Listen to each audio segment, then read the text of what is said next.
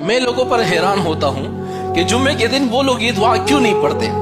اگر ان کو گاڑی چاہیے تو اللہ تعالیٰ گاڑی دے گا، ان کو اپنا گھر چاہیے اللہ تعالیٰ ان کو اپنا گھر دے گا، ان کو پیسہ چاہیے اللہ تعالیٰ پیسہ دے گا، لیکن پتہ نہیں اکثر لوگ اس دعا کو پڑھتے نہیں ہیں۔ میں خود اس بات کا گواہ ہوں۔ تو ایک مہینے کی پہلی بات ہے جب میں نے ایک دعا بندے کو بتلا دی نا، مولانا صاحب میرے پر قرض ہے، میں چاہتا ہوں میرا گھر ہو، گاڑی ہو، بنگلہ ہو۔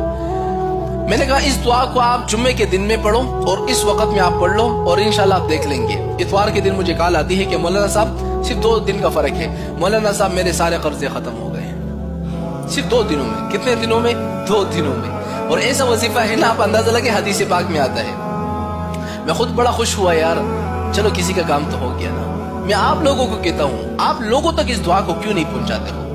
آپ لوگوں کو اس دعا کو پہنچاؤ گے نا تو آپ کو بھی وہ دعا دیں گے کہ نہیں یار اس بندے نے اس ویڈیو کو ہمارے پاس شیئر کیا تھا، اللہ تعالیٰ اس کو اس کا صلہ دے دے، اور اس کی دعا اگر آپ کو لگ گئی آپ کے تو بیڑے پار ہو گئے۔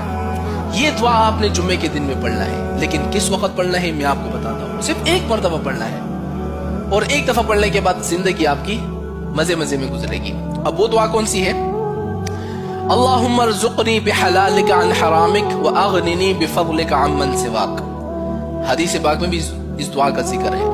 یہ دعا آپ نے کب پڑھنا ہے؟ جمعے کے دن میں، جب امام صاحب ایک خطبہ دے دیتا ہے نا، اور خطبہ دینے کے بعد صرف 3 سے 4 سیکنڈ کے لیے جب بیٹھ جاتا ہے، اسی کے درمیان میں آپ نے اس دعا کو پڑھنا ہے۔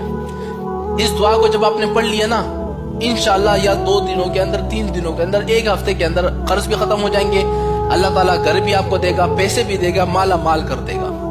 اس دعا کو آپ لوگوں تک پہنچاؤ تاکہ ان کا بھی تو فائدہ ہو جائے نا۔